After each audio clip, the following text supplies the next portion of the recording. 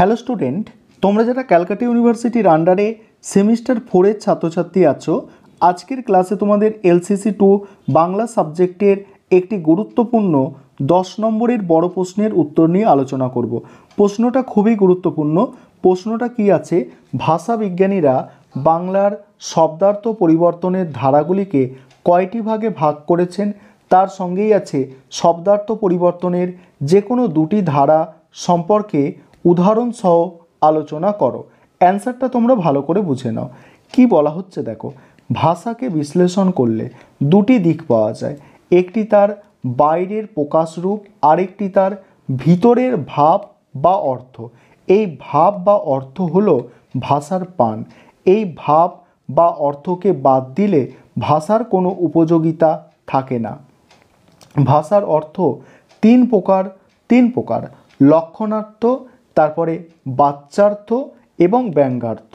বাচ্যার্থ, ব্যঙ্গার্থ ও লক্ষণার কারণে শব্দের পরিবর্তন ঘটে। ভাষার দীর্ঘদিন ব্যবহারের ফলে শব্দের জীর্ণতা দেখা দেয়। আবার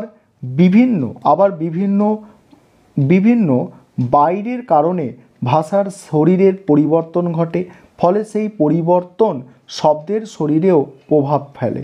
দীর্ঘদিন ধরে চলে আসা অর্থ কমে পরিবর্তিত হয়, বদলে যায় তার প্রয়োগ, বদলে যায় ব্যবহার। শব্দার্থ পরিবর্তন বিভিন্ন উপায়ে ঘটে থাকে।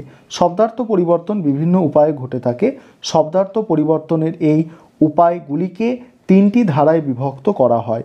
এগুলি হলো, 1 নম্বর হচ্ছে অর্থের বিস্তার বা প্রসার, অর্থের সংকোচ। 2 নম্বর হচ্ছে অর্থের সংকোচ। 3 নম্বর হচ্ছে অর্থ বিশ্লেষণ বা অর্থ সংক্রমণ বা অর্থের রূপান্তর। এছাড়া আরও দুটি ধারার কথা বলা হয়েছে, অর্থের উন্নতি বা অর্থের উৎকর্ষ, আর হচ্ছে অর্থের অবনতি বা অর্থের অপকর্ষ। আমাদের দুটো ধারা আলোচনা করতে হবে। প্রথমে যেটা আলোচনা করা হচ্ছে অর্থের বিস্তার বা প্রসার। আমরা অর্থ বিস্তার প্রসার নামটির মধ্য দিয়েই বুঝতে পারছি যে কোনো শব্দ তার সংকীর্ণ বা ক্ষুদ্র অর্থ পরিত্যাগ করে ব্যাপক বা বৃহৎ অর্থে গৃহীত হবে। তাহলে অর্থ বিস্তারের প্রসারের সংজ্ঞা হিসাবে আমরা অর্থ বিস্তার প্রসারের সংজ্ঞা হিসাবে আমরা বলতে পারি যে অনেক সময় দেখা যায় কোনো শব্দ তার ব্যুৎপত্তিগত অর্থ বা সীমাবদ্ধ অর্থ পরিত্যাগ করে ব্যাপক কোনো অর্থ প্রকাশ করে। শব্দের অর্থ পরিবর্তনের এইরূপ ধারাকে শব্দের অর্থ বিস্তার বা প্রসার বলে। এবার উদাহরণটা আছে দেখো, আলোচনা করছি। তেল কথাটির আদি অর্থ ছিল তিলের নির্যাস, কিন্তু বর্তমানে তার অর্থ হয়েছে যে কোনো দানাশস্যের নির্যাস। একটি বিশেষ দানাশস্যের নির্যাস থেকে সব ধরনের দানাশস্যের নির্যাসের অর্থ গ্রহণ করার ফলে অর্থের বিস্তার বা প্রসার ঘটেছে। অর্থ সংকোচ, এই পয়েন্টটা আলোচনা করব। তার আগে যে বিষয়টা বলার আছে, তোমাদের জন্য স্টাডি মেটেরিয়াল তৈরি করা হয়েছে। তোমরা যারা স্টাডি মেটেরিয়াল পারচেস করতে ইচ্ছুক, তোমরা এই নম্বরে যোগাযোগ করবে 9123005218। এই নম্বরে তোমরা যোগাযোগ করে স্টাডি মেটেরিয়াল পারচেস করতে পারবে। আমাদের স্টাডি মেটেরিয়ালের প্রাইস রাখা হয়েছে 400 টাকা। আর তোমরা জানো যে আমাদের স্টাডি মেটেরিয়াল সহজ ভাষায় লেখা হয় এবং কোয়ালিটি এতটাই ভালো হয় যাতে পরীক্ষায় তোমরা ফুল মার্কস পেতে পারো।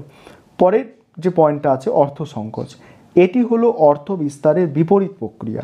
নামটির মধ্য দিয়ে আমরা বুঝতে পাচ্ছি যে কোনো শব্দের অর্থ পূর্বে বিস্তৃত ছিল বা ব্যাপক অর্থে গৃহীত হতো, কিন্তু বর্তমানে সংকীর্ণ অর্থে গৃহীত হয়। তারপর কি বলছে দেখো, তাহলে আমরা অর্থের সংকোচের সংজ্ঞা হিসাবে বলতে পারি যে শব্দ যদি তার ব্যাপক অর্থ হারিয়ে অপেক্ষাকৃত সংকীর্ণ অর্থে ব্যবহৃত হয়, তবে সেই প্রক্রিয়াকে অর্থের সংকোচ বলে। উদাহরণ কি, অন্ন কথাটির আদি অর্থ ছিল যে কোনো ধরনের খাদ্য, কিন্তু বর্তমানে এর অর্থ চাল থেকে প্রস্তুত বিশেষ এক ধরনের খাদ্য বা ভাত। সব ধরনের খাবার থেকে কেবলমাত্র একটি বিশেষ খাবারের অর্থ গ্রহণ করার ফলে এর অর্থের সংকোচ ঘটেছে।